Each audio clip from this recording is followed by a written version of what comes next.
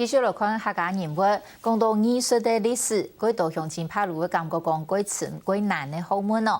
不过来自新北市嘅客家学者邱家业，影响会改变安尼嘅印象。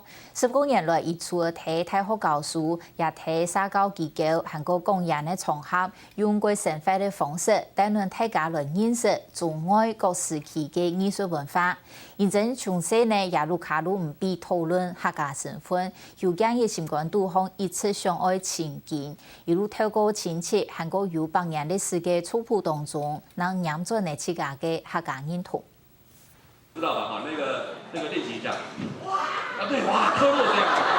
初到奶非常多大家动作是咩？唐代有建议讲得一套又一套是用艺术史，同一般的台风讲到落地喷田的讲字幕腔用，机动好的学员当中行来行去，用生活的动作同简单清脆小记为民众行讲艺术。例如说文艺复兴的三杰啊，老师就会用小米拉拉跟阿达来让我们记住他。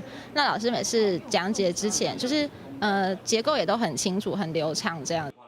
对国立艺术学院出业专从系研究艺术史的邱建业主张艺术应该行业民间，接上数年有请去公演。10年前一场讲错过后，伊在赤壁野阿妹，唐嘅家考过后当感车机，伊行卡见天，为跳过沙皮教育来推广艺术。他跟我讲说，他的儿子基本上会听我讲话，他会有笑容。他跟我讲说，我对人的影响力是很大的。而这个事情基本上对我影响很大，因为我终于知道我可以干什么用。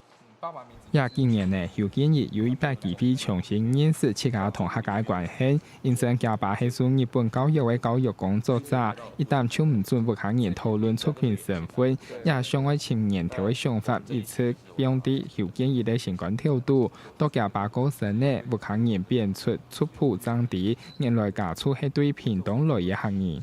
我是谁？我的血缘关系在哪里？我想这是每一个人这个的一个疑问吧。我到底在这个世界上有什么存在意义跟价值？我从哪里来的？我的爸爸从哪里来的？我的爷爷从哪里来的？这个事情是每个人都会问的事情。当校艺术史的邱建业平时咩好收藏古文物，像中国各朝代的铜镜、铜器，还有各种老师的钱。对佢来讲，老师的东西加文化意义，行卡太过考古的价值。有时节还会送本上过堂中同学生的来推广艺术，也条古文物有的新生命，咩希望带动行卡多年行业艺术领域。下个新闻来关于范群粉陈凤仪特别报道。